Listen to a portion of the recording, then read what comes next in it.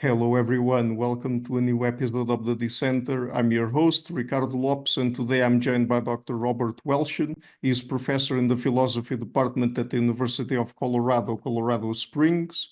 His areas of specialization are philosophy of mind, philosophy of neuroscience, and the work of Friedrich Nietzsche.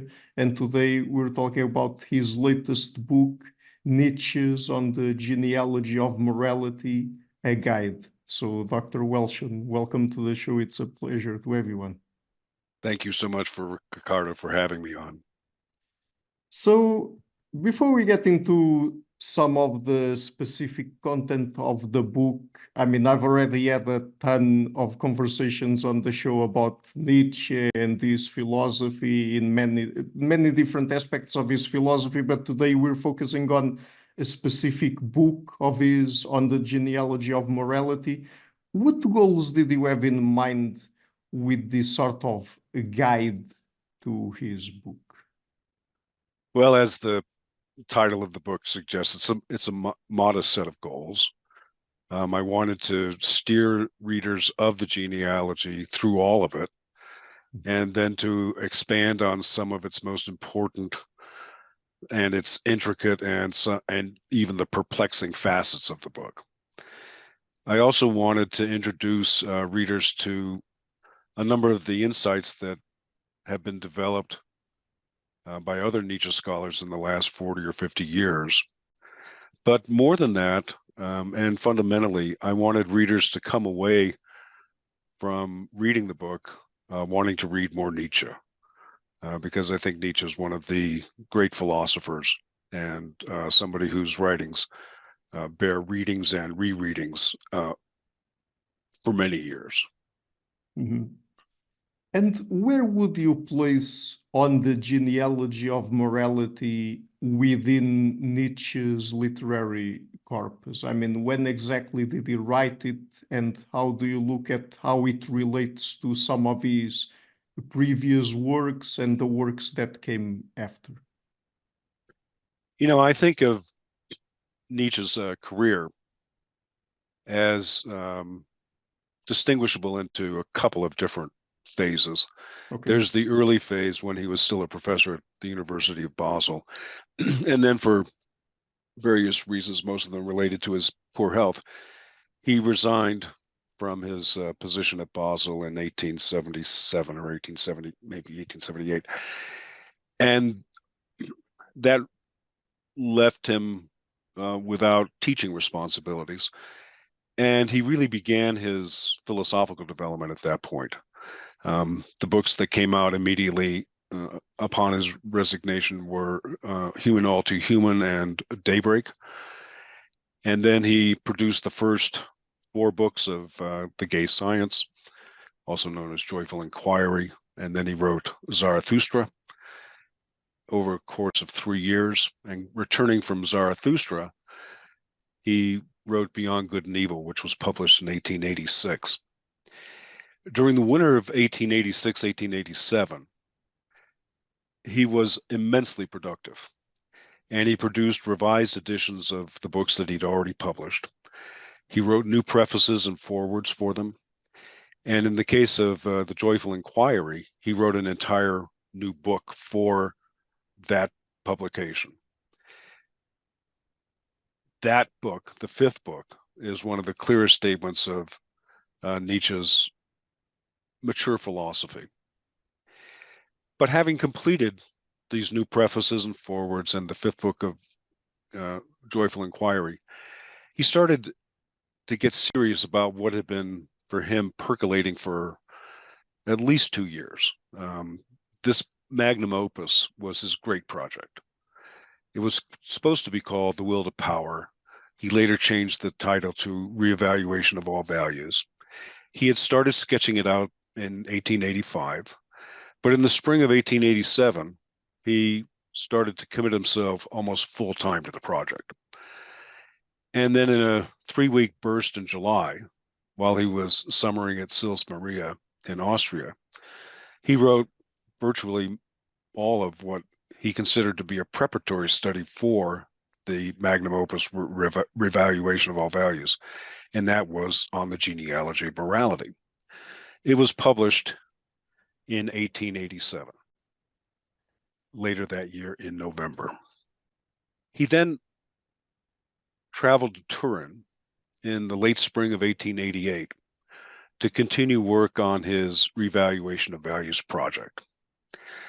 His health was good at this point, and while he was in Turin, he was very productive.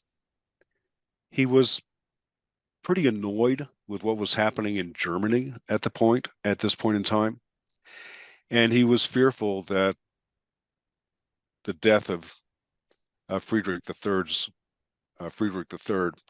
would lead to hostilities that were even more deadly than the Franco-Prussian War. So he diverted himself during his last summer in Sils Maria with a statement on Wagner, and that was published in September of 1888 as the Case of Wagner. He then returned to Turin from Sils Maria, and he was determined to get going and complete the revaluation of values project. He shaped some of the already written material from that project into two shorter manuscripts, Twilight of the Idols and The Antichrist. And those were published after he went mad. The Twilight of the Idols was published in 1889, and Antichrist was published in 1894. And then he collapsed over the Christmas holidays of 1888, 1889. The famous stories about this are well documented, and he never did any more productive work. In some ways, then, on the genealogy of morality is a continuation of his prelude to a future philosophy that he announced in Beyond Good and Evil, and it's the kind of first installment in that future philosophy. He recognized that it wasn't the revaluation of values itself, it was a preparatory study for that, but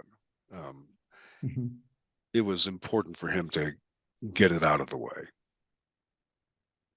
So let me ask you then, before we get into the specific content of his book, this revaluation project, what does it mean exactly? What does it mean to revaluate all values for Nietzsche? For Nietzsche, the Genealogy of Morality is a kind of modest book. It presents a description of how our moral evaluative practices have developed over the past 3,000 years or so. But it doesn't critique those practices. That's kind of a misdirection. He actually does engage in some critique, even in Genealogy of Morality. But he announces that it is a description, a history, a psychosocial history of how we came to believe the moral things that we believe and how we came to have the moral evaluative practices that we have. And insofar as that's the case, it's only the first part of the revaluation part. The other part of the revaluation project is to criticize, to critique moral evaluative practices. And this part is far more significant than anything that's offered in Genealogy of Morality. But because he collapsed and never came back, he never finished the really critical part of moral evaluative practices. This idea about criticizing moral evaluative practices goes back a long way in his work. Even while he was writing Human and All Too Human and Daybreak, he was already interested in something larger than the origin of the value of unegoistic moral values, as he inherited those kinds of unegoistic moral values from Schopenhauer. He understood that the origins of morality had to be understood in order to criticize whether they had any value or not. And he started that project in Daybreak, in Human, All Too Human, Beyond Good and Evil, Gay Science, Genealogy of Morality. He thought that all kinds of studies were going to help to reveal the many facets of morality and would have to contribute to our better knowledge of its value. And so in Genealogy of Morality, for example, he suggests that all of the sciences have to prepare the way for the future work of the philosopher, where the future work of the philosopher is solving the problem of values and having to decide on the rank order of values. Now, I'd also say that the critique is a much more interesting endeavor than providing the history of moral valuation. It was the goal of his revaluation book, and he never really got off the ground with that part of the project very far. Having said that, and having acknowledged that genealogy of morality is really kind of a preliminary set of studies, we have to accept that Nietzsche readily has in mind a set of results from the critical part as he engages in the historical analysis of moral values in genealogy. Because the standard against which the value of all moral values and ideals have to be measured is whether they promote or hinder human flourishing. That is, whether they're symptoms of psychological and cultural sickness, decadence, nihilism, or whether they're symptoms of psychological and cultural flourishing, health, and anti-decadence. Mm-hmm. But the book is titled On the Genealogy of Morality. What does genealogy mean in this particular context? What is the genealogical method exactly? Well, as I've already suggested, it has two components. The first is to describe how, in fact, we came to hold our beliefs and judgments about good and evil, good and bad, and to identify the mechanisms for enforcing those beliefs. And those mechanisms are really quite diverse. The second part is to critically analyze the value that moral values have. These two facets together comprise the revaluation project. Most of genealogy is devoted to the first task, but it has to be admitted, I think, to anybody who's read the genealogy, that towards the end of each of the essays, his descriptions, Nietzsche's descriptions of the mechanisms by which we came to believe our moral beliefs and by which those moral beliefs are enforced, his descriptions become laden with evaluative judgments about the topics he's describing. So the entirety of genealogy lies within the scope of the evaluative context fixed by the second task, which is the critique of moral values, whose development is described in genealogy. I think we can also say that genealogy is an instance of a recognizable kind of intellectual project. It presents historical, psychological, philological, anthropological, and philosophical evidence about the origins of our moral beliefs, our moral evaluative practices, and our moral values themselves. And given that morality has historically been understood as a branch of intellectual inquiry that lays down the principles of how we ought to live, the gravity of the project is pretty clear. So, addressing another topic when it comes to the methodology that he applies in the book, this is something that I've already talked about on the show with some other Nietzsche scholars, but he has a sort of commitment to philosophical naturalism, right? So, what does naturalism mean in this context? I need to ask you that because nowadays, in the sort of intellectual / cultural environment that is more dominant in our society, we tend to associate naturalism with science, the sciences, the scientific method or methods, and not so much with philosophy. So in the context of Nietzsche's philosophical approach, what does naturalism entail? I'd say it entails at least the following. It also entails, I think, much more. I think first, naturalism is a view about what exists. Mhm. It's an ontological claim. Reality is exhausted by what exists in nature, but that begs the question, what's nature? And the term nature refers, I think, in Nietzsche to the set of every causally efficacious phenomena, the set of all causally efficacious phenomena, whether those phenomena be objects or properties or processes or states or events or systems, structures, whatever they are. So long as they're found in the spatiotemporal world, and so long as they're studied by the natural sciences, the life sciences, the social sciences, the formal sciences, and so long as it also includes creative products of culture, these are objects or phenomena within the domain of a naturalistic philosophy. Second, I think naturalism is also a view about what we can know. It's the epistemological claim that we can have knowledge only of what exists in nature in this rich, complicated way that I've just tried to unpack above. And third, I think that naturalism is a view about how we acquire knowledge. So it can also be a kind of methodological claim that the cognitive tools, the procedures, and the routines by which we gain our knowledge are continuous in some sense between philosophy and empirical science. So that's a kind of basic understanding of naturalism in Nietzsche. I think this is consistent with some of the uh, proposals for naturalism that other Nietzsche scholars have made. And this would include people like Riccardi and Katsafonsis and Leiter and so forth.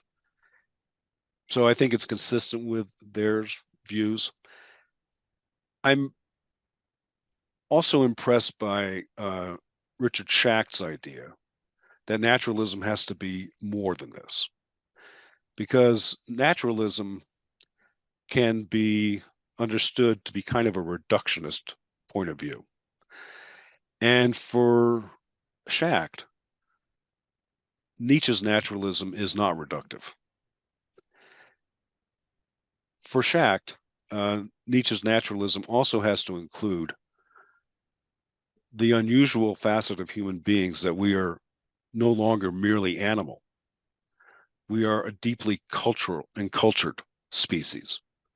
And so a more robust form of naturalism cannot be, in Schacht's terms, scientistic. It cannot privilege science over all other kinds of inquiry into how we are the way we are or what we can do. We are a strange species. And this picks up on all of those facets of Nietzsche's work that emphasizes just how peculiar we really are. Nietzsche calls us the sickly species. He calls us the most uncanny species. He calls us the most fragile species. And that's because our way of life, although it is grounded in our natural and animal existence, is much more than that as well. And what is more than that has emerged from, but can no longer be reduced to, these animal needs. And so a naturalism for Schacht has to take these additional facets into account. And that entails that we no longer think that naturalism is simply a view that favors science above everything else. We must also recognize the important contributions of the visual arts, the musical arts, the literary arts, and all of the other creative activity that we engage in. And we must also accept that we are a highly technological species. We surround ourselves with gewgaws and gadgets, and Nietzsche's interested in that as well.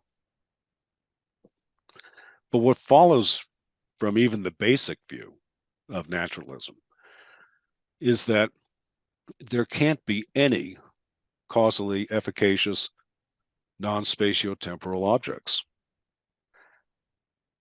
There can't be things that exist outside of space and time. So there are no transcendent objects. And since knowledge is exhausted by what we know of what exists in nature, there can't be any knowledge of non-spatiotemporal objects or properties either. And since philosophy and the empirical sciences work together to develop knowledge of the natural world by using their various distinctive methods, there can't be any means of gaining knowledge of nature that transcends the methods. And so philosophy's long insistence that there is a real world beyond the world of perception immediately falls to the ground. The claim that there is anything beyond what is given in sensory perception and our experience, our empirical experience, has to go by the boards. That is kind of the basis for his rejection of all of the transcendental nonsense that philosophers have taken themselves to be spokespersons for. So with that last bit in mind, let me ask you then, in undertaking this project about reevaluating all moral values on the genealogy of morality, in what ways would Nietzsche criticize prior philosophers, theologians, and religious advocates when it came to their approach to moral psychology? There is too much to say as a response to your question than I can possibly do justice to in this interview. I will say the following. If you look at his criticisms of philosophical, theological, and religious moral psychology, you can categorize his criticisms using a conceptual scheme that he introduces himself in Twilight of the Idols. Twilight of the Idols is one of the very last manuscripts that he prepared for before collapsing, prepared for publication. And in this, he distills his philosophical thinking into a series of very short aphorisms. And one of them is sets of aphorisms. And one of these is his summary statement of 4 errors that are common to all philosophers and theologians and religious advocates. And these are errors that are the basis for many of his criticisms of theological and religious and philosophical moral psychology. The first one is to confuse cause and consequence. When philosophers and religious advocates confuse cause and consequence, they identify some event or state as causing another event or state, but in fact the latter causes the former. He thinks that this mistake is rampant in religion and religious psychology, moral psychology.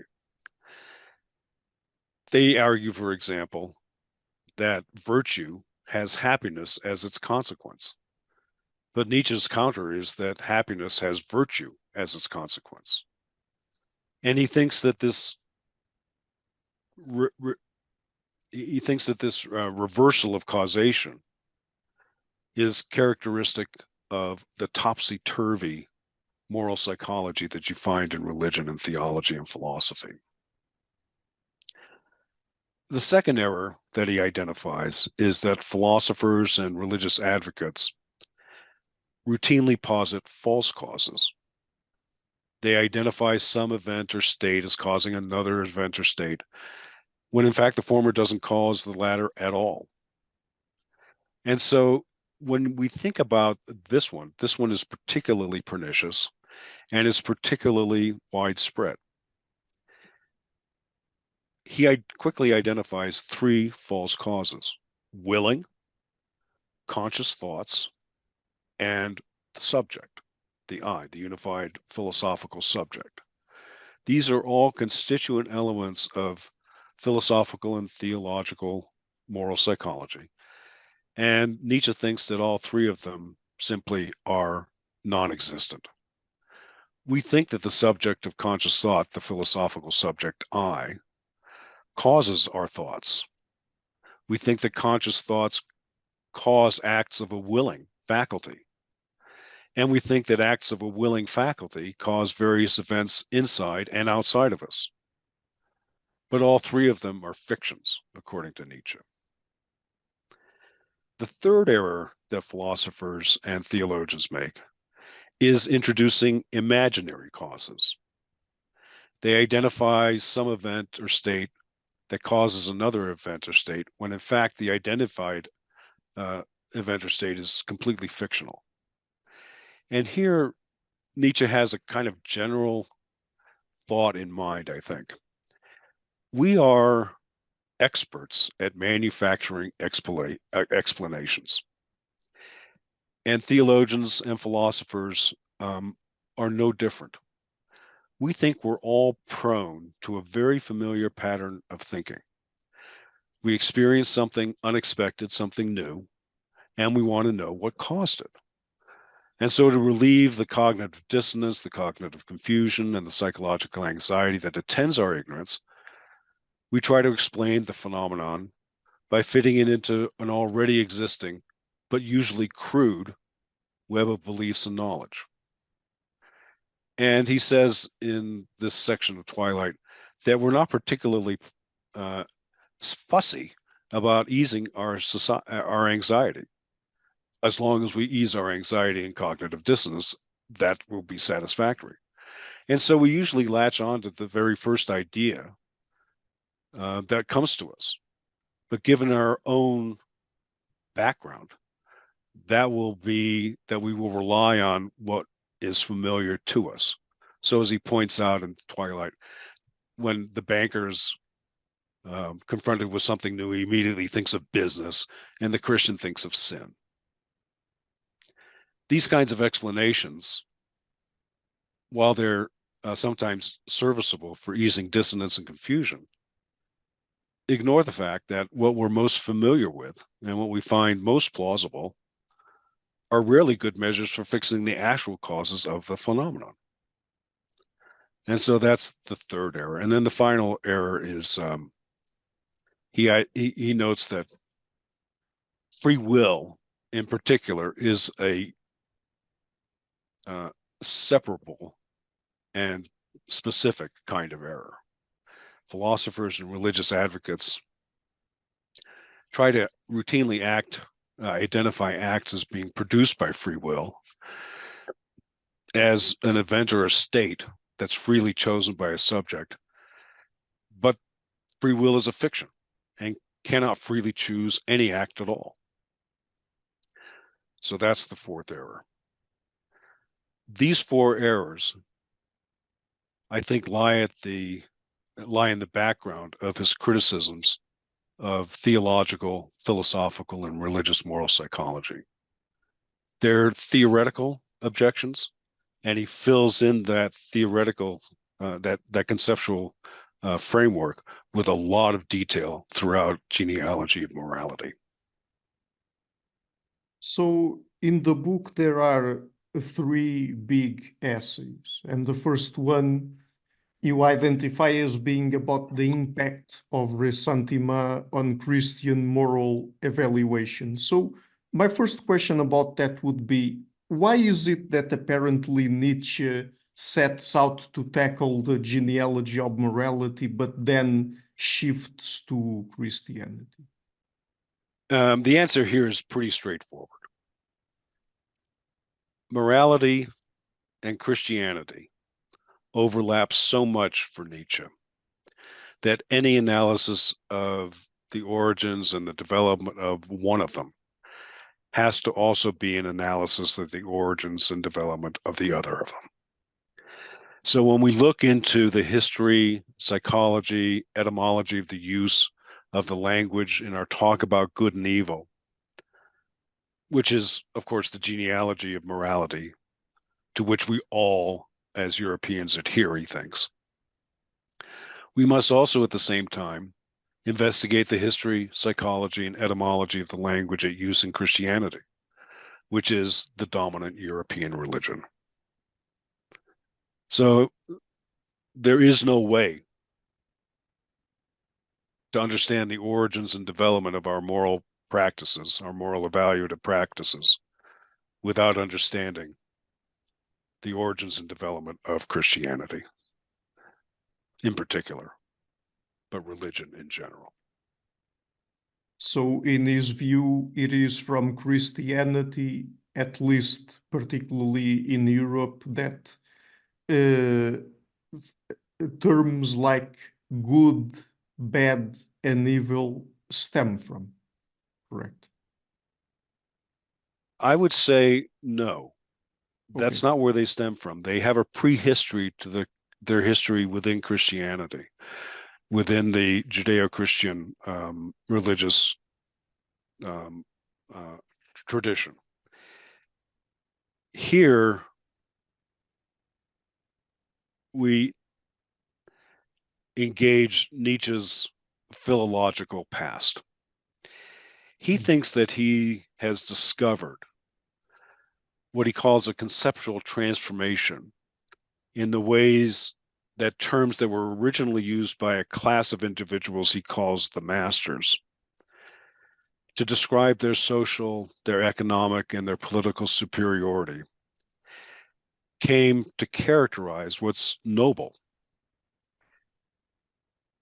He thinks that there's a similar conceptual transformation that governs how descriptive terms that were once reserved for the lower classes, the rabble, the herd, parallel descriptive terms for what is being base and vulgar in an individual.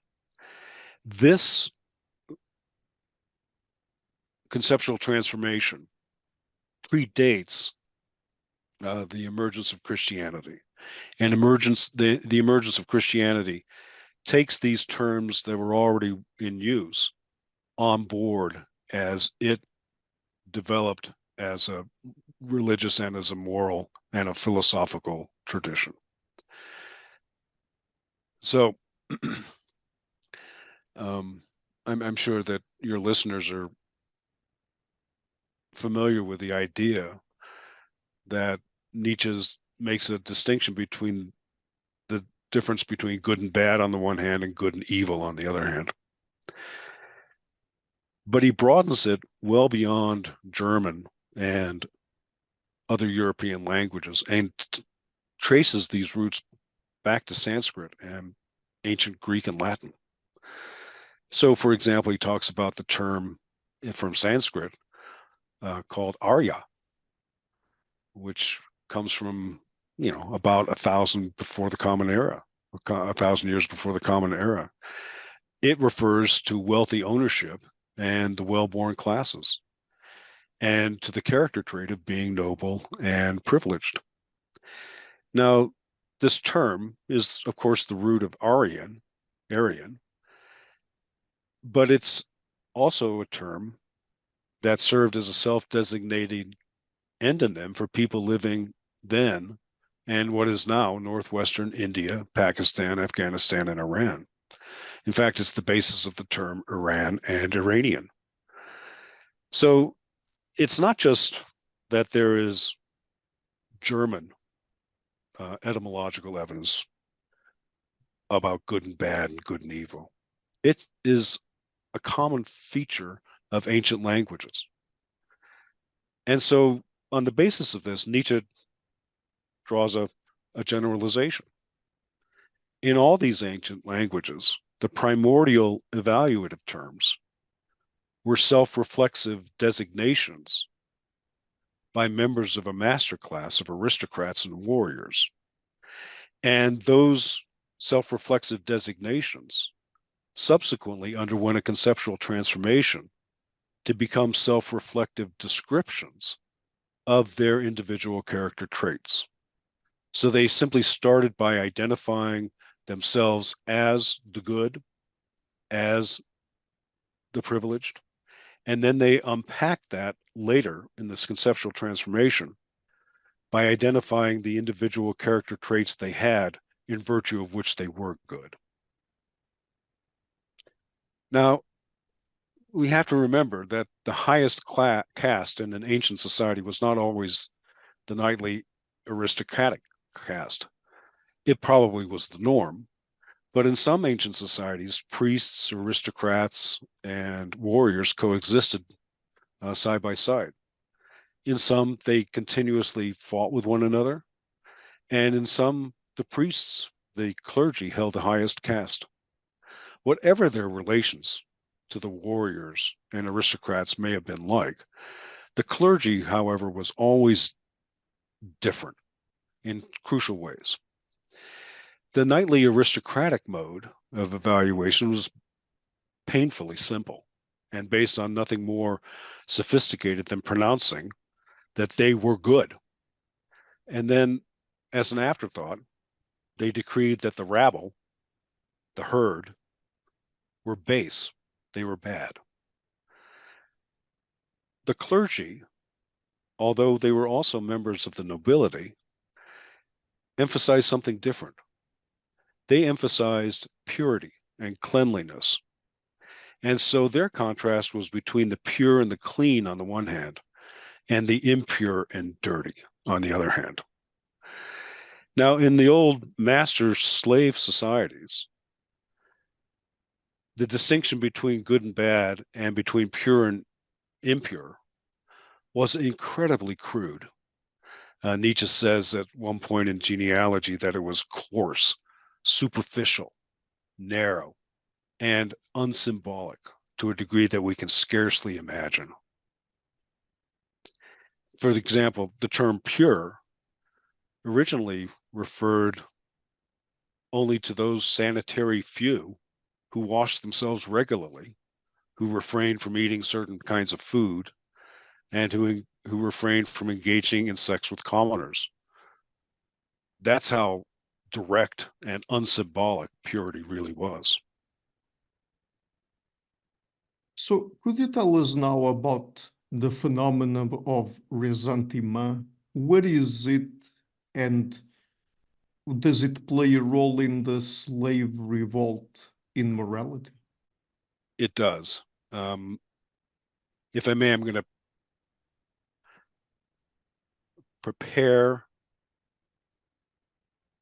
to answer your question by stepping back and unpacking a little bit about what master-slave morality actually looks like. Okay. And then start talking about ressentiment. Mm-hmm. The great contrast between the masters and the slaves is a historical contrast. The masters had certain socioeconomic properties. They had certain physiological properties. They had certain psychological properties.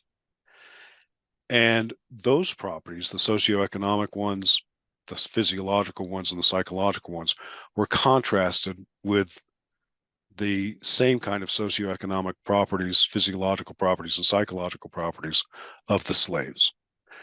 So in the book, I identify a set of these properties and their contrasts.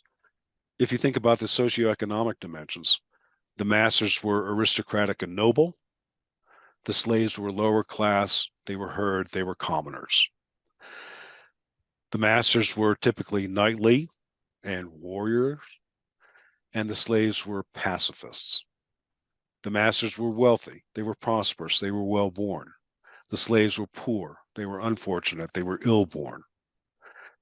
The masters were privileged. The slaves were deprived, they were beasts of burden.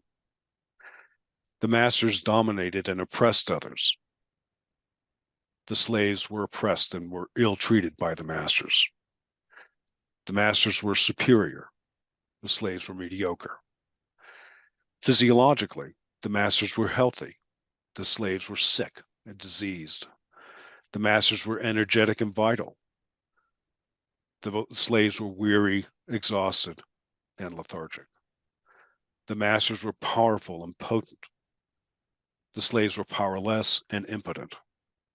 The masters were active. The slaves were reactive. Psychologically, the masters were happy. The slaves were unhappy. The masters were creative. The slaves were reactive. The masters said yes to things and life. The slaves said no to things and life. The masters were adventurous. The slaves were timid and submissive. These kinds of contrasts, and there are lots of them drawn in Genealogy of Morality, are essential for understanding what ressentiment is and why it's so important for Nietzsche.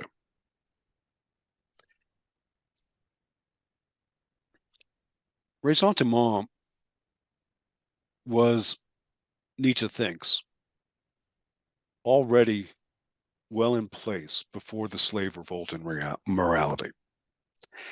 He even acknowledges in Genealogy that the old masters experienced it as well. He also insists that ressentiment is not determined solely by one's social class. So it's not a reaction whose content consists solely in countering noble values. Ressentiment is instead a kind of instinctive reaction. He thinks it's found in every human being and at all times in history. It occurs as naturally as a kind of involuntary and largely unalterable set of physiological and psychological responses to certain kinds of input to our psychology. And its affective qualities, and by that I mean its phenomenological characters and the various emotions that it causes, these two are largely involuntary and unalterable across individuals when prompted by a particular set of inputs. As it's found in the slaves and the priests, ressentiment is the focus of most of Nietzsche's attention. Because as found in the slaves and the priests, it reveals something that is familiar to most of us moderns. The kind of powerlessness and poverty and ill health, unprotected social standing, and the kinds of suffering they cause, together entailed that the slaves couldn't engage in direct retaliation against insult and injury without immediate risk of losing either their life or one of their limbs or whatever social status they had, meager as it might have been. For them, direct response to an insult was barred entirely. And so they had to settle for a kind of indirect retaliation. They had to compensate for the impossibility of direct revenge with what Nietzsche calls imaginary revenge. And that is what's characteristic of ressentiment. If you think about ressentiment as Nietzsche presents it, it is an entire psychological, sociological, economic complex. It's a huge cauldron that takes inputs, conjoins those inputs with pre-existing beliefs, desires, and hopes, and spits out particular kinds of other emotions, other actions, and so forth. And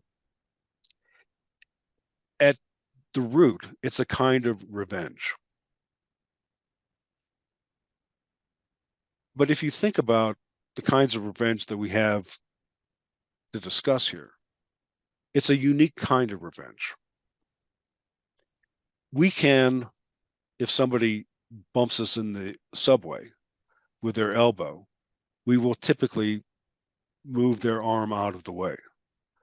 That's not ressentiment, even if it is a kind of revenge. It's self-protection.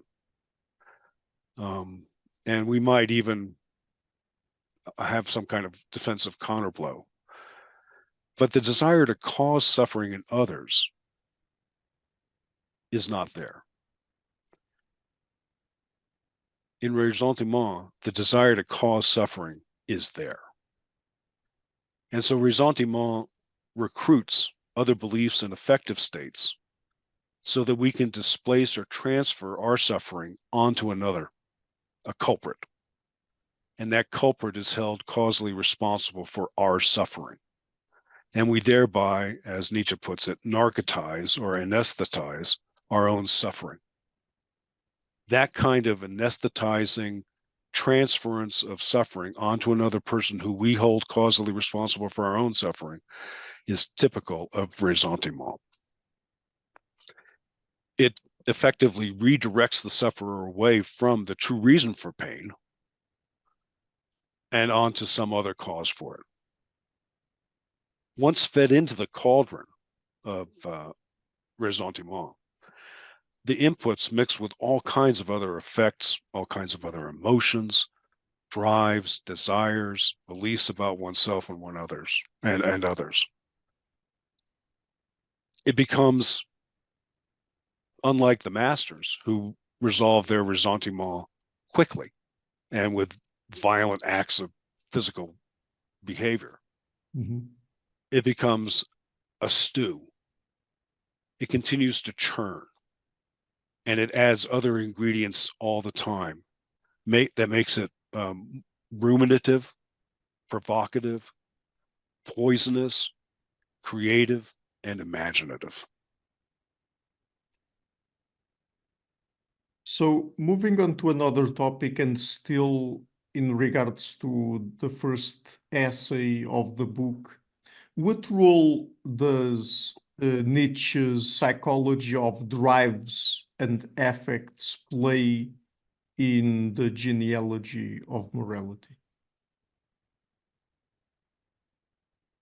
Ricardo, I'm afraid that I can't really talk a whole lot about this because this is such a core part of the genealogy, and it's so poorly discussed in the genealogy. It's a remarkable facet of the genealogy that he presupposes this complex drive and affect moral psychology and almost never talks about it. So, at least in the genealogy. But I will say a couple of things. Okay. For Nietzsche, the subject, the I, the ego, is fused with action. A strong person is somebody whose actions confront difficult conditions directly. A weak person is someone who acts to avoid challenging conditions, or who quickly capitulates to them, or dissembles about them, or dithers about them, or procrastinates about them. These kinds of subjectivity and agency were embodied in the old masters. They were healthy, they affirmed life, they were powerful, they were energetic, they were cheerful, they were spontaneous. And they were all of those things simply because that's how they acted day in and day out. They rarely reflected on whether they exercised free will. They rarely reflected on much of anything at all. And so they didn't have time or psychological space for ressentiment to take hold. It wasn't because they were more complicated psychologically than anybody else and had exercised free will to overcome ressentiment. It was because they didn't care. And they didn't remember insults long enough for those insults to take hold in their own psychology and demand deferred retribution. They were direct, immediate. In herd moral psychology, on the other hand, the subject comes untethered from its action. And so Nietzsche describes this in Essay 1, Section 13, as the indifferent substratum behind the person. who has the freedom to manifest strength or weakness. And this indifferent substratum is the soul, the philosophical subject. Assuming that there is a kind of detached soul that's outfitted with free will to choose to act in numerous ways, different ways, in every circumstance that the person engages, licenses herd morality to direct attention away from actions and towards that soul, its choices, and its intentions. So this gives herd animals the impression that their weakness is actually a kind of expression of their strength. They're strong enough to choose submission to others, to choose to turn the other cheek, to choose to obey God's mandates. Nietzsche tries to stamp out every remaining spark of the pretension that any component of our psychological economy originates from something non-natural. He likewise tries to replace all of these non-natural components with natural psychological components. And that's the basis of his drive affect psychology. His argument isn't just that natural drives and affects coexist with other non-natural psychological components like conscious thought, logical and rational abilities, or moral and religious injunctions. Nietzsche's ambition is much stronger. He tries to understand all of the complexities of human behavior and psychology by using these two categories, drives and affects. He also adds memory, sensory perception, interoception, and conscious thinking. These are either readily applicable to other organisms, or they are developments for what's already readily applicable to other organisms. So that's kind of the basis of his drive affect psychology. It's his best attempt to provide a conceptual framework for the fundamental entities in the domain of our psyche. And as a result, it has to do away with all of the supernatural nonsense and puffery of philosophy and religion. I think if you ask me what is a drive, I've argued for many years, and so have others, that it's a kind of long-standing, relatively stable, and for most of them, subconscious, activating or impelling or urging. It's a kind of disposition, which, if you feed it certain prompts, reliably and regularly tends to result in certain behaviors of specific kinds that satiate the prompts. So that's in general what I think a drive is. They are internal to us and they're embodied in us, but not just us. Any organism that's alive is comprised of drives psychologically as well. They're dynamically coupled with other suborganismic drives and with other suborganismic physiological and psychological states. They're not modular in Fodor's sense. They don't just churn away at a particular task. They are causally coupled with all kinds of things inside us. Since they causally couple with other drives and states and are not modular, they're never encapsulated. They're never isolated from other drives and affects.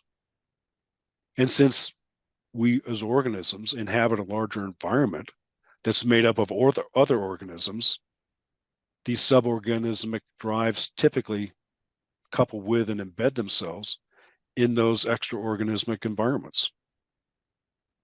So the overall picture you get in Nietzsche is of this unbelievably energetic, incessantly stimulating, highly interactive and ever-changing psyche, not only between drives within organisms, but also between organisms and their environment, and between organisms and other organisms. So getting now into the essay number 2 of the Genealogy of Morality. In your book, you present it as being about the moral psychology of conscience and guilt. But to pave the way into talking about conscience and guilt, let me ask you first, what is the morality of custom and what are its psychological implications or consequences? Nietzsche mentions in Genealogy, but does not really discuss the importance of customs and the morality of custom and the psychology of customs. He does discuss these issues in Daybreak. And so when in the book I talk about these things, I talk about what Nietzsche says in Daybreak about customs. He thinks that in general, customs, traditions, whether they be economic, cultural, or religious, helped to install memory, emotional regulation, attention control, self-awareness, and a feeling of obligation to the community. And these things occurred well before Christianity. These are psychological phenomena that probably go back 4,000 to 8,000 years as these communities first came to be distilled out of roving bands of nomads. So thousands of years before the slave revolt and morality even began, this primitive morality of custom established a bunch of conventions that distinguished acceptable behavior from unacceptable behavior, distinguished it from atypical behavior, and kept in those who were subject to it this constant, he calls it a perpetual compulsion to practice customs. From an embodied, embedded perspective of the mind, this is a particularly interesting facet of Nietzsche's genealogy because it focuses on the ritualized behavior of customs and traditions. He claims that it infiltrated this practice of custom and tradition, infiltrated education, marriage, farming, war, speech, healthcare, and the interactions with one another and the gods. What is crucial in all of this psychology of custom and tradition is that customs are fundamentally superfluous stipulations, as he puts it.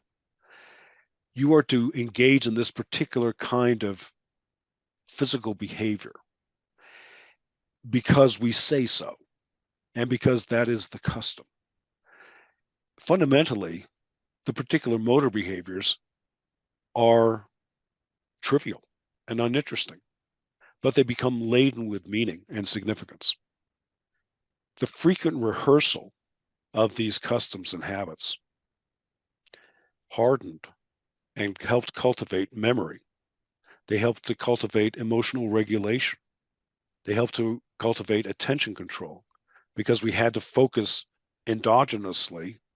We had to focus on the custom in front of us. And so we had to regulate our emotions long enough to be able to engage in that endogenous attention control. More than that, customs and traditions inculcated a sense of obligation to the larger collective. It was because we engaged in these customs and traditions that we were members of this larger collective. Nietzsche is convinced that we cannot comprehend how inescapable this compulsory dimension of morality of custom must have been. And he also thinks that that's only because we've so internalized it that its novelty is no longer salient. Millennia of later developments have papered over all of the compulsory dimensions of a morality of custom. They've just become part of who we are. And what is the role played by punishment? Nietzsche has more interesting things to say about punishment. than almost any other philosopher. I exempt Foucault, who also has very interesting things to say about punishment. I will say autobiographically that when I first read the Genealogy of Morality, I didn't understand what he was going on about with punishment. And it took a long time to understand why he would focus on punishment, except for some sadistic interest in the practice. But it's quite clear that for him, punishment is a mechanism for embedding and cultivating memory. It's, as he puts it, a technique of mnemonics. He thinks that it is one of the crucial social psychological mechanisms for cultivating within us a sense of synchronic and diachronic identity, and for cultivating within us the expectation that we will continue into the future so long as we have memory of our past.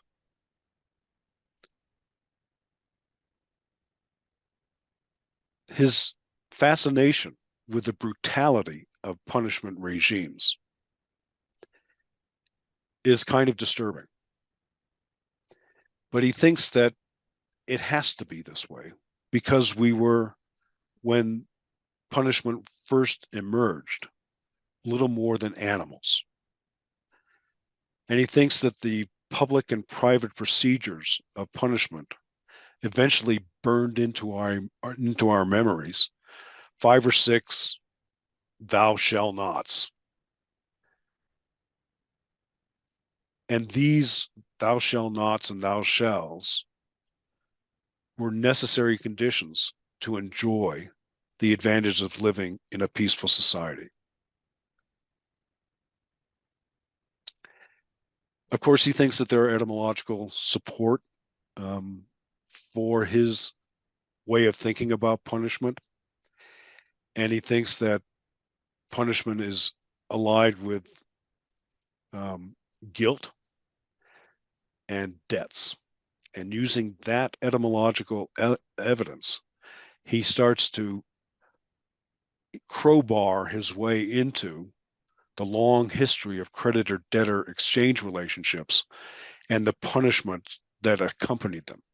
He thinks this particular socioeconomic set of relationships was the basis of our eventual notion of bad conscience and guilt. When punishment first appeared, there was no distinction between the subject and its actions. So the modern thought that we have, that we always punish miscreants to cure them of their wicked choices, already presupposes way too much. If you look back at the practice of punishment, this is one of the things he's most famous for in genealogy, you can see that it's overladen with various functions. But what continues to be the case from the early part of our human history up until today is the practice of punishment. Various functions are laid on top of that practice, but what's universal and across time is the practice of punishment. And so he warns against projecting back to the origin of punishment what is for us now the obvious thought, that the criminal deserves to be punished because he could have acted otherwise. For most of our history, punishment simply inflicted suffering on a wrongdoer who caused others injury, not, as we now think, because the wrongdoer is morally responsible for choosing to act intentionally. And here, I think that you can draw an analogy with phenotypic expressions of genetic information. There are all kinds of adaptations. There are all kinds of exaptations. There are all kinds of maladaptations that are discussed in evolutionary theory. What's common across all of them is the expression of genomic information in a phenotype that interacts with its environment. And there's no reason to think that a particular mutation that originally developed generations ago had at the time of its origin the same function that it currently has. Nietzsche's well aware of this, and he's deeply impressed by it. And so he takes that kind of conceptual framework and applies it to punishment. The crucial thing about punishment is that he thinks it arose in exchange and commercial relationships, but it's not the only place it emerged. But let's talk just about those. When a debtor didn't live up to the promise that was established by some contract with a creditor, the creditor could inflict all kinds of torture and dishonor on the debtor. And so he could cut off as much flesh as seemed appropriate for the debt. This is the basis of an eye for an eye, tooth for a tooth, and so forth. The logic here is completely simple, it's undemanding, and it's gruesome. There was no in-kind compensation. We didn't repay loan money with interest. We didn't forfeit our possessions. We didn't sacrifice our labor. Instead, the creditor, the person to whom the money was owed, had the pleasure of having the right to exercise power over the powerless, the pleasure to do evil for the pleasure of doing evil. And it's this punishment, the equivalence between receiving a harm and obtaining the license to mistreat, that becomes entrenched in us. And that's because Nietzsche thinks that it's a psychological truth that to make someone suffer is pleasure in its highest form. And he says that in Essay 2, Section 6. But then how do we get to bad conscience and guilt? And what is the distinction between them? To bad conscience, I'm going to assume that the term bad conscience and the term guilt co-refer. I know there are some Nietzsche scholars who think that there's a distinction between bad conscience and guilt. But for purposes of genealogy of morality, I think we can assume that they are basically co-referential. When Nietzsche asks us in section 14 of the second essay, I think, to consider the psychology of the criminal. Criminals feel the pang of guilt or bad conscience at best erratically. And Nietzsche gives 4 reasons why this is the case. Criminals typically think to themselves, not that they did something bad, but something unexpected happened. They got caught. They don't think that they are guilty. They think that they got caught. And there's a certain former president of the United States who is an example of this kind of thinking. This former president doesn't think that he's guilty of anything. It's just that he gets caught. And he gets caught by people who are out to get him. Criminals also have to face the court. And those who judge wrongdoers typically target their causal responsibility for harm caused and try to find measures that will block the criminal from causing more of it. The courts rarely remain focused for very long on whether the convict feels guilty. Third, judged and sentenced convicts typically feel not guilt, but sadness. They don't think that they ought not to have done what they did. They typically think, oh,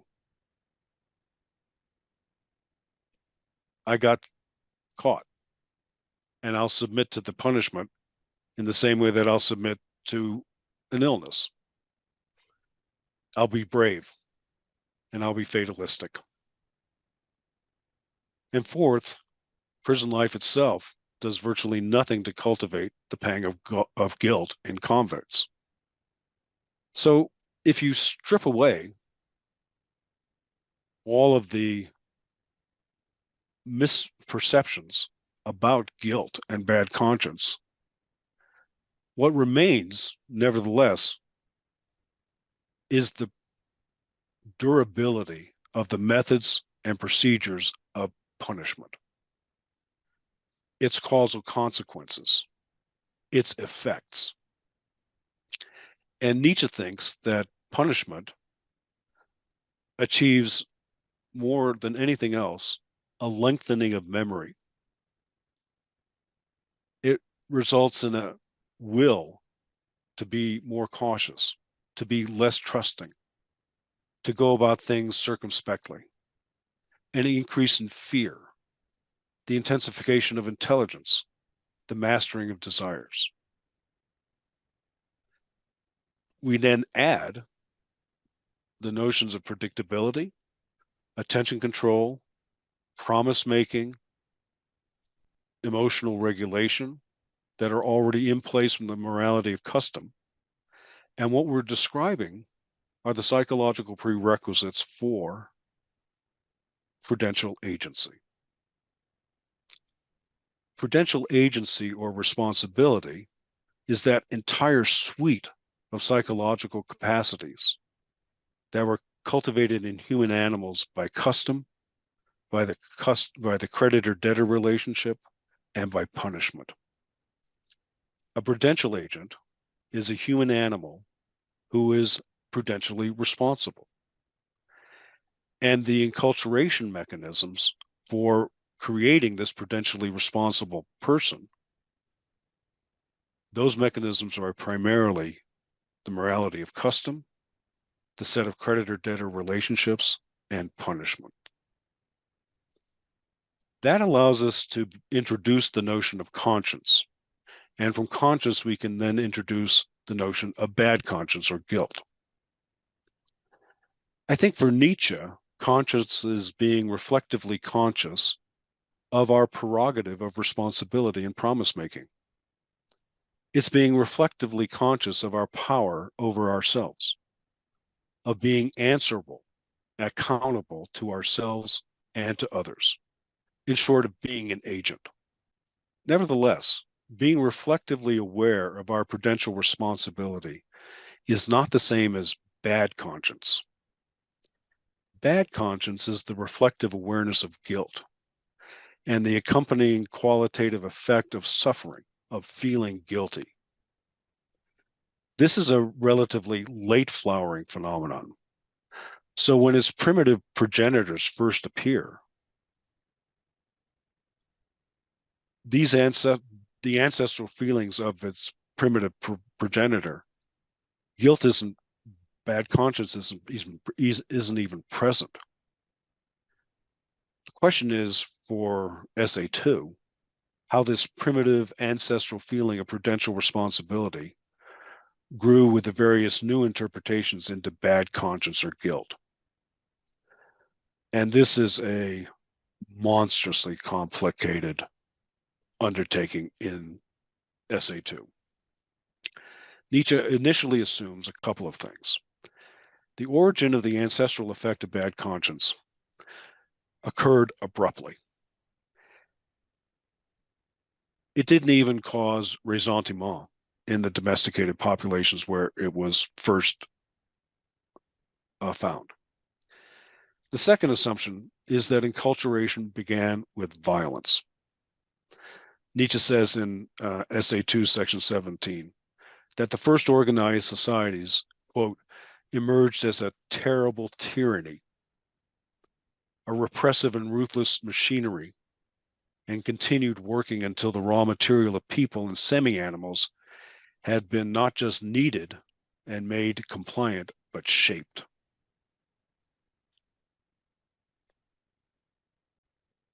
In this process, which he thinks was violent and rapid, some group of masters laid its hands on a wildly unruly group of semi-animals, and through custom and through punishment, shaped them, shifted them, created a structure for them.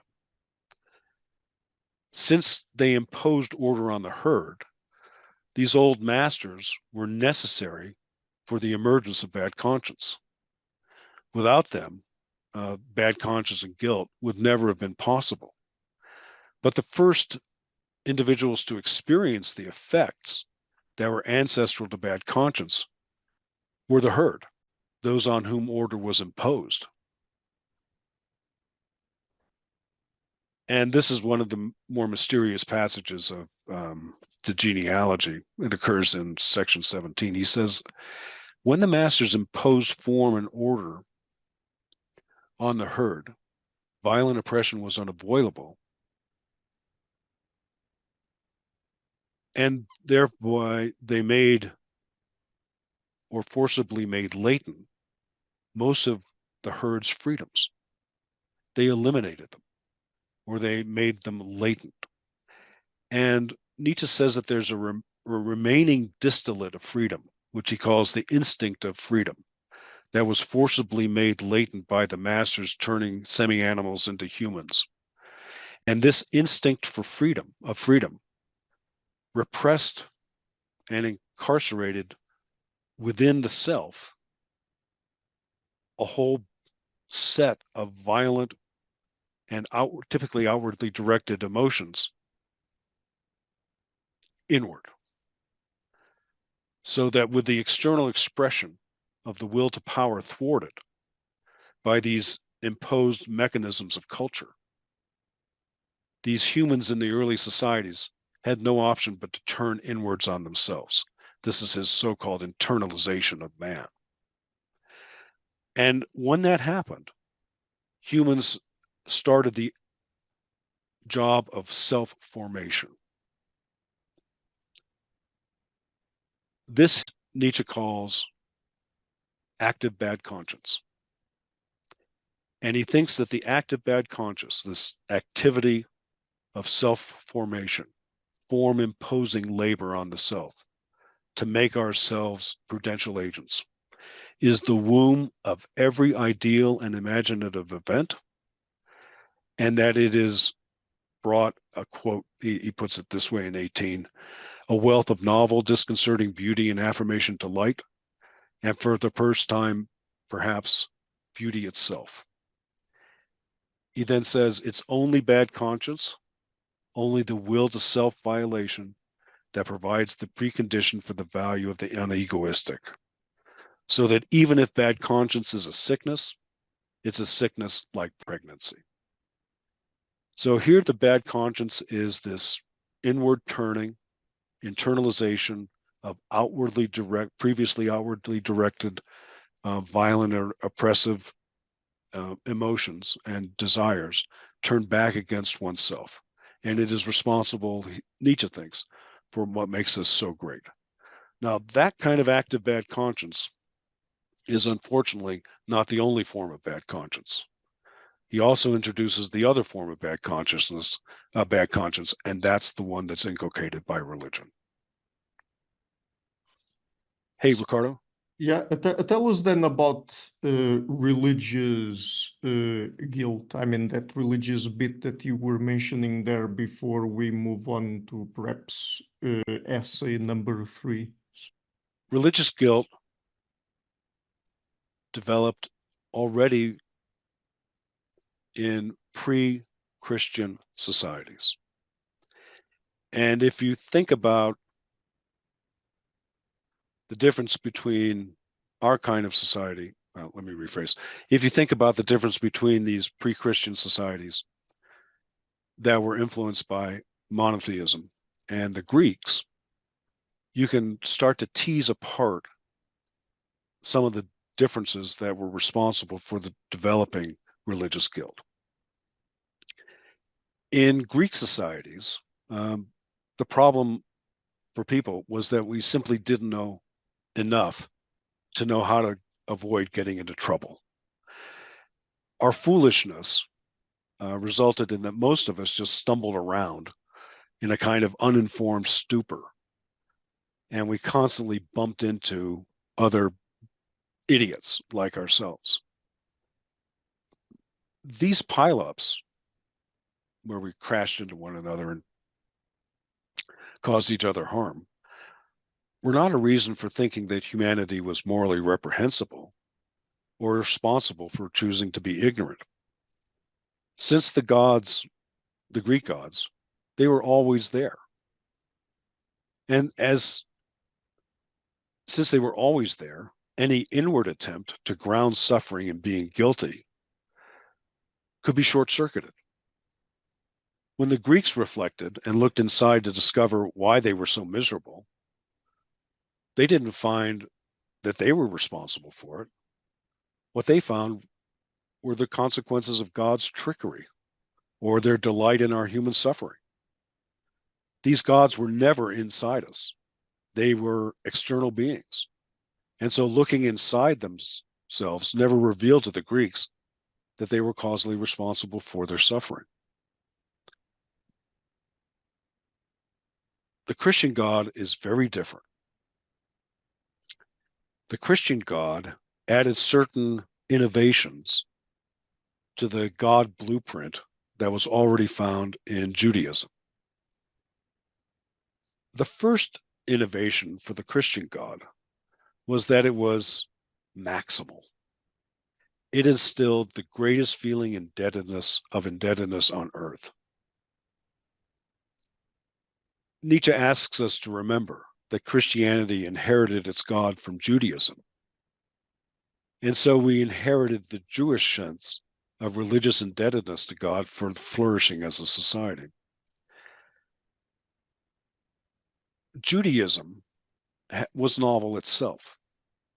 It refocused a set of dispersed debts to a pantheon of gods onto a single God, a single point, making their God the only God to whom we owe all debts. So for Judaism, God was kind of a solar furnace that refocused all of our debts onto a single point. And this maximal feeling of indebtedness is religious guilt. Religious guilt's expression is still not moral guilt.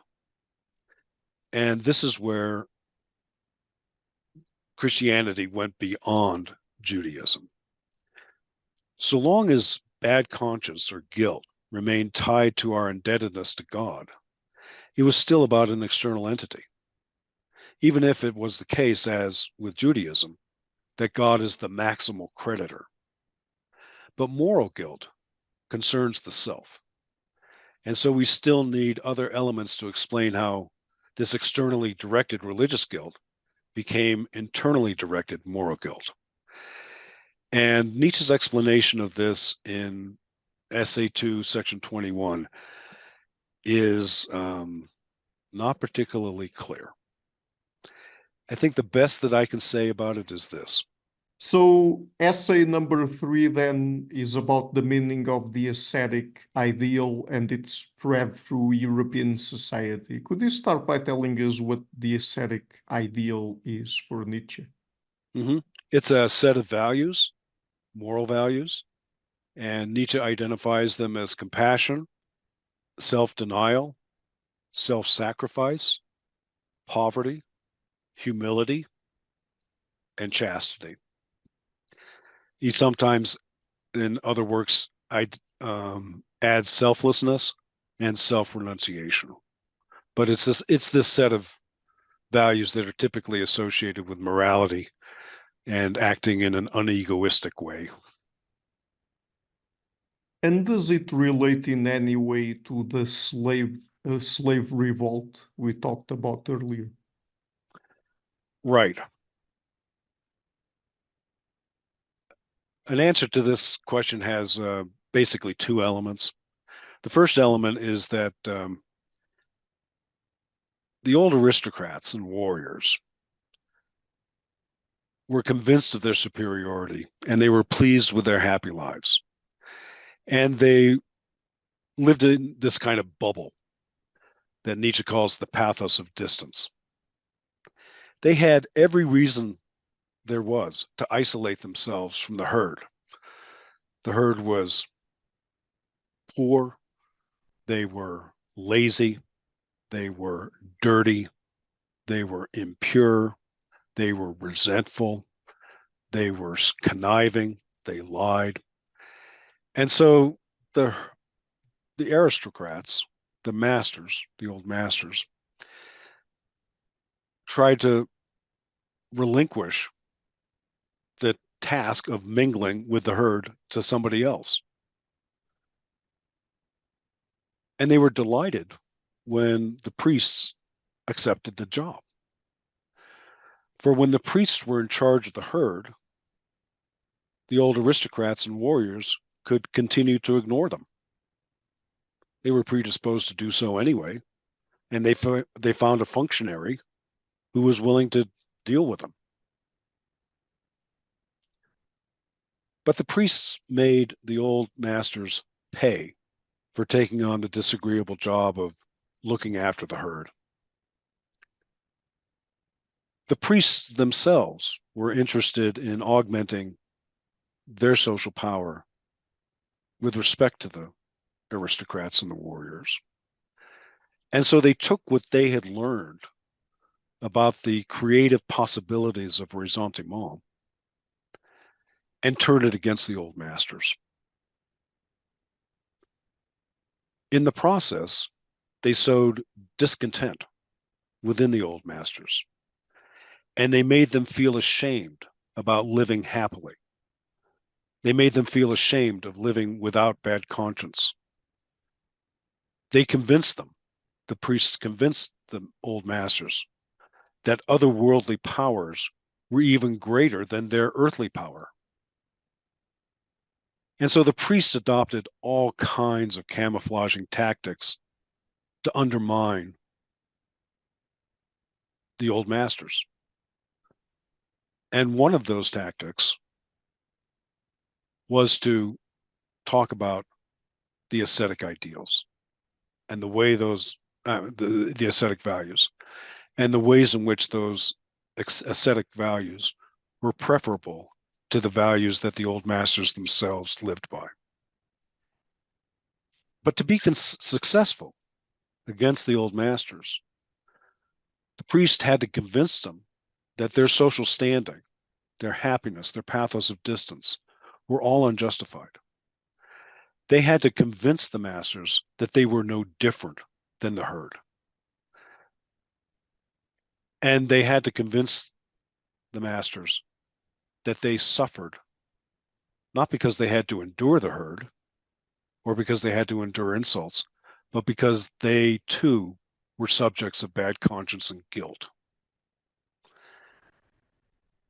Now, this was true of some of the priests and clergy before Christianity, but Christianity really excelled at this project. The Christian priest was much cleverer than the old masters and was capable of levels of dialectical finesse that completely threw the masters. Moreover, the Christian priest, carried all of these ingenious doctrines around with him in a sack. And these ingenious doctrines, the immaterial soul that God gave to each of us, a free will that was equally distributed to each of us, the promise of power and happiness that the old masters never dreamed of achieving, kind of everlasting life in heaven, focusing on gratitude and to a single God who had sacrificed himself for all of us, left us saddled with original sin. All of these doctrines started to breed shame within the old masters. So the priest, the Christian priest, took his greater cleverness, his mastery of dialectic, and his collection of religious doctrines and seduced the poor, less reflective old masters into feeling guilty about themselves and to doubt their right to happiness, and then infected the old masters with the doctrines of the ascetic values, the ascetic ideal, to complete the job of making them ashamed of themselves. But does Nietzsche also see positive aspects to ascetic values? Undeniably, he does. I think it's important for us to recognize that he thinks that there are both negative and positive aspects to ascetic values. And he catalogs the real dangers of ascetic values in sections 17 through 21 of the third essay.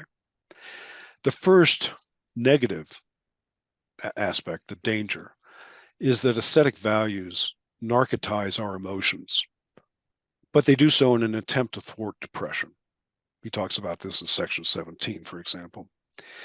Second, the ascetic values advocate mechanical activities and tiny pleasures as methods for alleviating depression.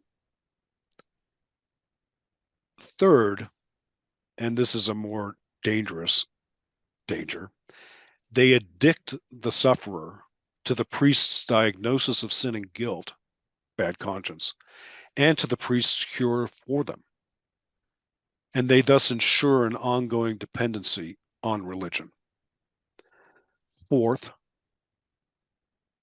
they introduce a protocol that not only doesn't ease the suffering, but adds suffering to suffering, thus compounding rather than abating suffering.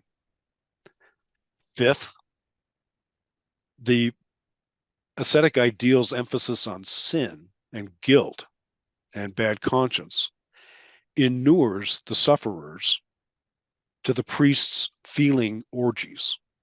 The priest loves to talk about our feelings. And it thus desensitizes the sufferer to the pleasures of living. And it habituates them to hating what life actually has to offer. And finally, the ascetic ideals try to stipulate that religions that embody them should be spread as far and wide as possible. And this corrupts not just others who suffer, but even the healthy. Now, Nietzsche spends a lot of time in sections 16 through 21 talking about these negative facets of the ascetic ideals. In fact, essay 3, section 17 is the longest single section in the book. And it's the section where he talks about narcotizing emotions and the role of ascetic ideals in narcotizing emotions. But having said that, and having cataloged all of these negative facets of the ascetic values, he also allows that they have some positive aspects as well. And this will lead us eventually into a discussion of nihilism. But the point here is this.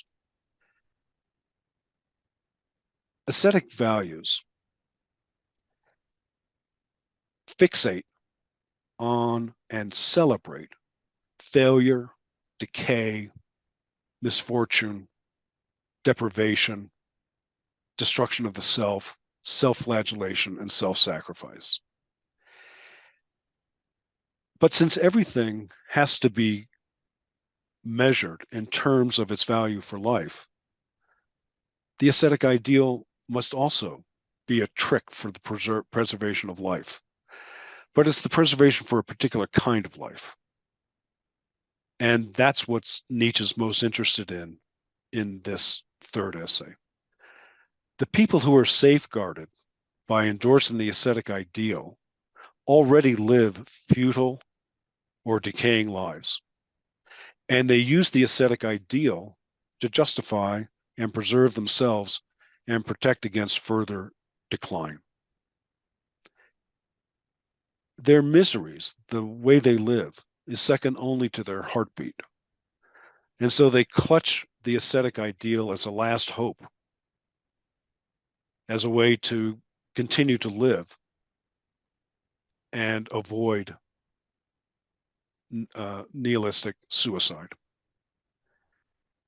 The ascetic priests who offer these ideals to the herd provide them with a diagnosis of their suffering, a prognosis for its future course if it's left untreated, and a prescription regimen to treat their suffering.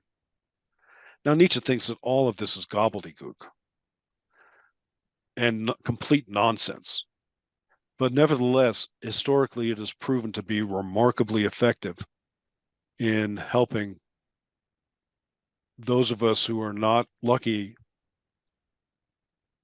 to continue to live. It provides meaning for the ascetic values, provide meaning for our suffering. And it's therefore the great consoling function of the ascetic ideal. Until this point in history, Nietzsche thinks that the ascetic ideal has been the only interpretation and meaning of deep suffering. But it's been enough, because any meaning is better than no meaning.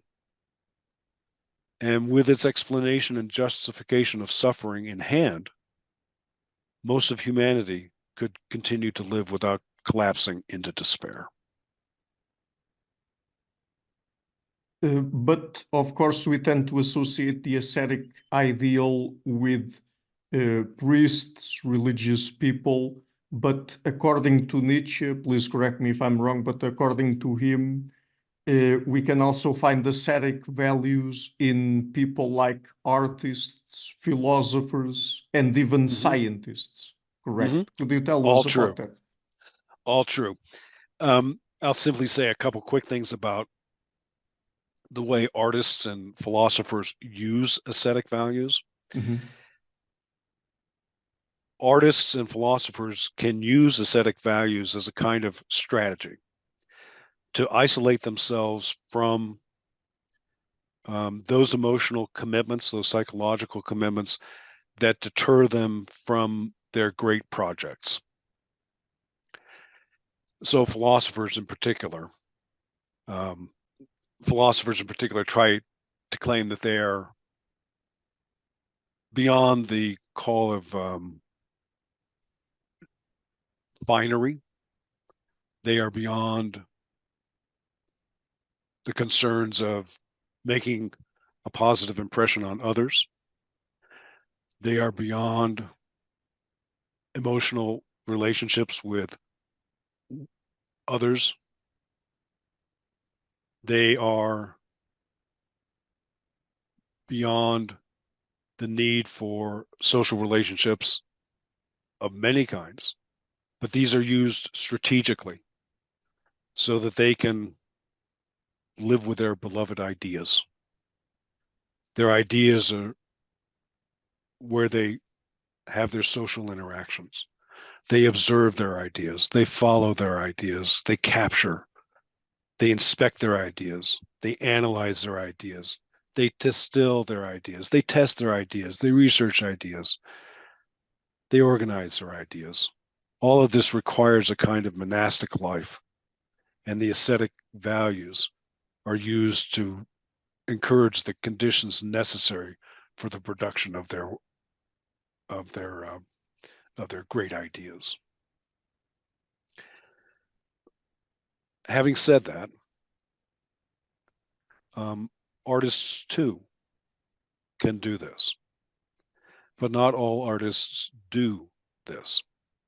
And he's particularly critical of Wagner, who thinks that chastity became antithetical to sensuality. And Nietzsche has nothing but contempt at this point in his career for Wagner's affirmation of ascetic values, because he thinks that chastity and sensuality don't have to be contradictory, and that even if they were, that's what makes life interesting. So as Wagner's art continued and deepened into his old age, it became increasingly ascetic and sickly. And he has an analysis of Parsifal as a Christian exercise in asceticism. And he hopes that Wagner was intending it as a joke, but he fears that he wasn't. So bracketing these strategic uses of the ascetic ideals, we have to return to the moral use of asceticism. And here, religious types, philosophical types, and moral types are all to blame for advocating the universal applicability of ascetic values to everybody. And that includes the scientists. In the latter part of the third essay, Nietzsche criticizes the scientists and science as a practice for continuing to inhabit the vapors of asceticism. Even though by the time he was writing, science was already posing a danger to religion, Nietzsche thinks that most of the scientists that he read was doing nothing more than being a rabble-rouser. And even if he admits that scholars and scientists can be worthy and can be busy and take pleasure in their craft, he thinks that nevertheless there's this contempt for the self in science, a kind of bad conscience. And he identifies the root of the problem here as not being liberated from the ascetic ideal. And he thinks they're not being liberated from the ascetic ideal because scientists still believe in truth. This is one of his most outrageous claims, but it's also an interesting one. And so when he says in essay 24 that science's laser focus on the factum brutum, its renunciation of any interpretation, those things together express the asceticism of virtue just as well as any denial of sensuality. Now, that sentence condenses an entire argument. Nietzsche's convinced that there's only perspectival sensory experience. Nietzsche's convinced that there's only perspectival knowledge. Nietzsche's convinced that there's only perspectival concepts. But here is where his argument gets interesting. Science and scholarship in general think that they rely on and are warranted by observation and measurement. But both of these are sensory experiences. So both the concepts that science and scholarship use and the discoveries they make rely on and are warranted by perspectival perceptual experience. So scientific and scholarly concepts and scientific and scholarly knowledge are perspectival themselves. They cannot deliver perspective-free facts. But science's brute facts are supposed to be perspective-free. And since that's the case, neither empirical science nor scholarship discover brute facts. And assuming that perspective can be substituted for interpretation, we can directly infer that to the extent that science and scholarship think they discover brute facts rather than interpretations, rather than perspectives, to that extent do they mimic and reiterate asceticism's mistake of mistrusting sensory experience. That's the best argument that I can distill out of this outrageous claim that there is no truth, or that they still believe in truth. So this is not, yeah. I'd like to add one thing here. Mm-hmm. This is not to say that truth is worthless. truth is a much truth is a significant advance over other objects of faith, because its pursuit eventually leads us to questioning what it is and investigating whether it has the value it has heretofore been assumed to have. So Nietzsche does not infer from the perspectivity of science that it's no better than religion or other perspectives. It's certainly better. Its methods of knowledge acquisition are mentally much more hygienic than the polluted wells of religious superstition and warrants confronting religion and philosophy directly. Close observation, hypothesis formation and testing, empirical support, disconfirmation, rigorous analysis. He thinks all of these things are crucial. But we still need to understand that the faith in truth is something that itself has to be questioned. And that was going to be part of his big project that he never completed.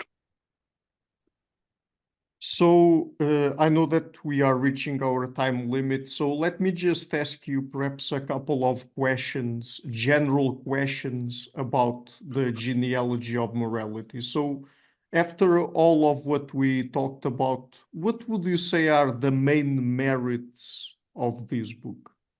The book is so widespread, has such a broad scope, digs into so many different details, is so creative, so imaginative, so alive with the love of thinking, that it is, in my considered opinion, impossible to identify the main contributions of the book.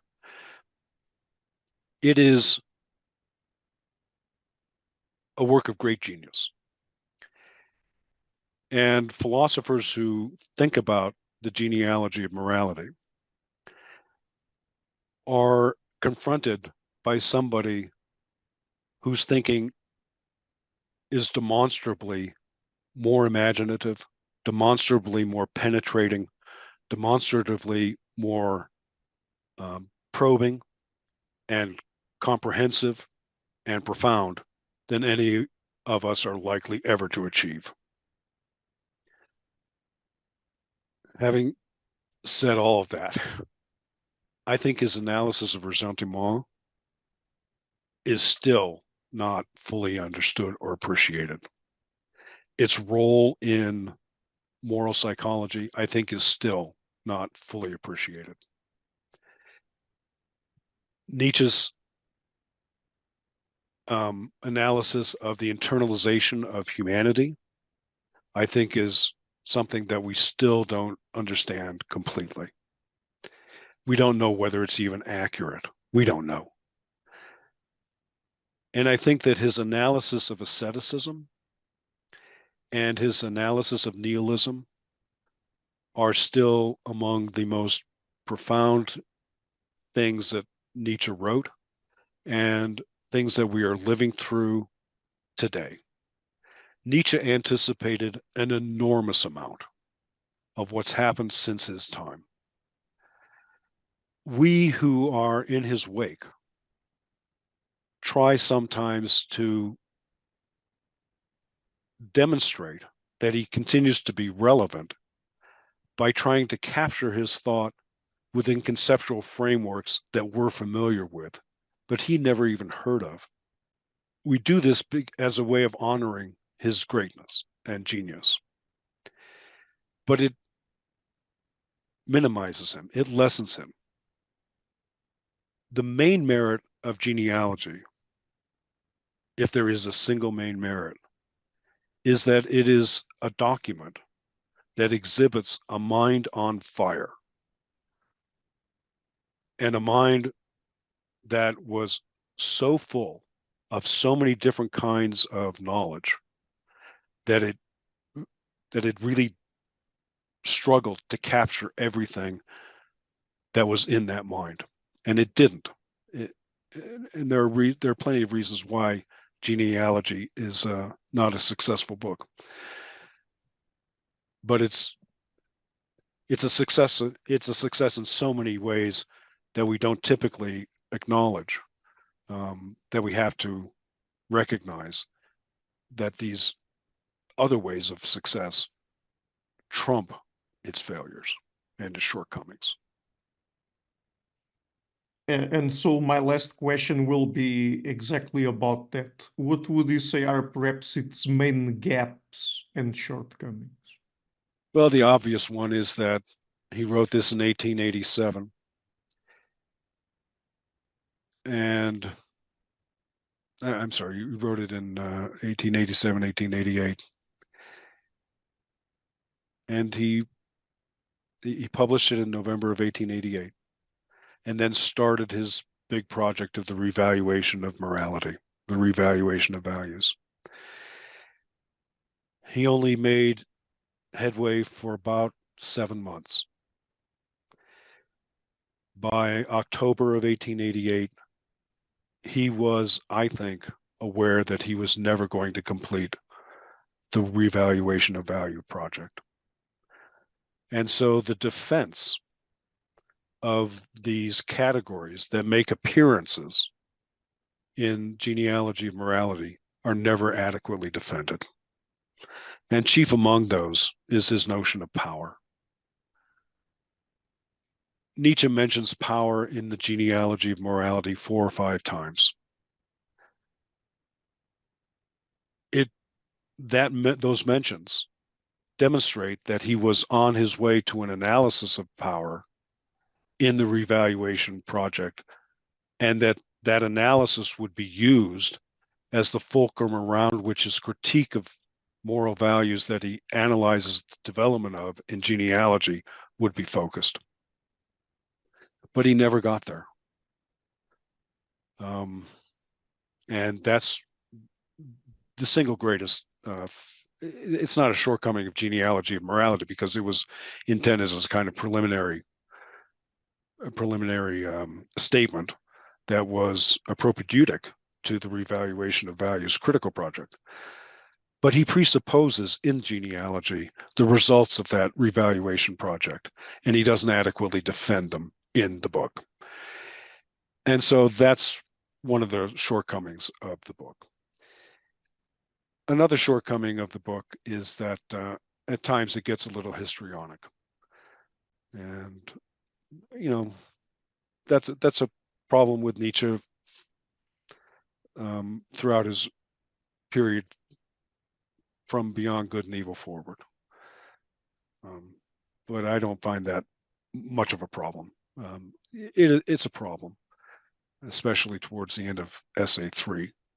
He moves at such a fast rate that it's really difficult to understand the logical structure of the arguments that are contained in those last 4 or 5 sections. So the book is again Nietzsche's On the Genealogy of Morality, a guide. I'm leaving a link to it in the description of the interview. And Dr. Welshon, apart from the book, are there any places on the internet where people can find your work? No, I'm not much of a self-publicizer, so I don't have a web page.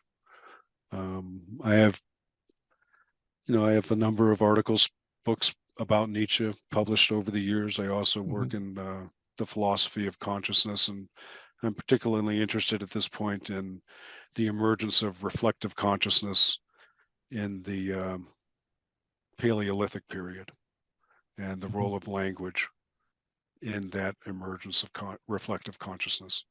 Picking up on a Nietzschean theme, by the way, that consciousness is a function of language. So thank you so much, Dan, for taking the time to come on the show. It's been a real pleasure to talk with you. Well, thank you very much for having me. It's been a privilege to talk with you. Thank you very much.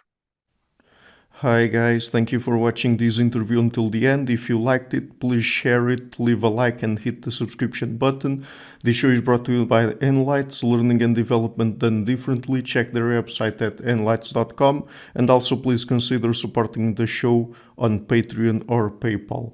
I would also like to give a huge thank you to my main patrons and PayPal supporters: Per Ergo Larsen, Jerry Mullerens, Frederick Sundo, Bernardo Seixas, Olaf Alex, Adam Kessel, Matthew Whittingbird, Arno Wolf, Tim Hollis, Eric Alenia, John Connors, Philip Forrest Connolly, Dan Demetri, Robert Windiger, Rui Inácio, Zup, Marco Neves, Colin Holbrook, Phil Kavanagh, Michael Stormir, Samuel André, Francis Forte, Tiago Nunes, Fergal Cossen, Hal Herzog, Nuno Machado, Jonathan Labyrinth, João Linhares, Stantantia, Samuel Correia, Eric Hines, Mark Smith, João Eira, Tom Hummel, Sardas France, David Sloan Wilson, Yacila Dez Araújo, Romain Roach, Diego Londonho Correia, Yannick Punter, Adana Rusmani, Charlotte Bliss, Nicole Barbaro, Adam Hunt, Pavlo Stasevski, Nelek Bach, Guy Madison, Gary G. Allman, Sam Afzal, Adrian Yeager, Paul Tolentino, João Barbosa, Julian Price, Edward Hall, Edin Bronner, Douglas Fry, Franca Bortolotti, Gabriel Ponce Cortez, Ursula Litsky, Scott, Zachary Fish, Tim Duffy, Sonny Smith, John Wiseman, Daniel Friedman, William Buckner, Paul George Arnaud,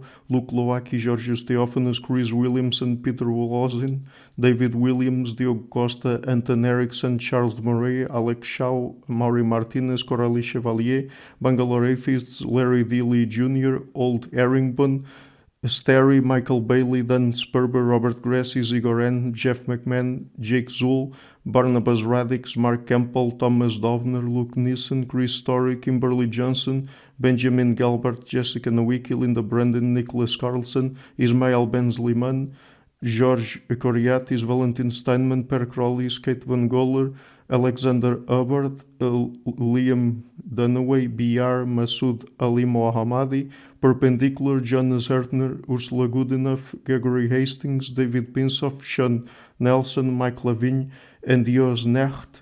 A special thanks to my producers: Isar Webb, Jim Frank, Lucas Stafiniak, Tom Vanagdam, Bernard Ugni, Curtis Dixon, Benedict Mueller, Thomas Trumbull, Catherine and Patrick Tobin, Giancarlo Montenegro, Alnick Ortiz, and Nick Golden, and to my executive producers Matthew Lavender, Sergio Quadriano, Bogdan Kanivets, and Rosie. Thank you for all.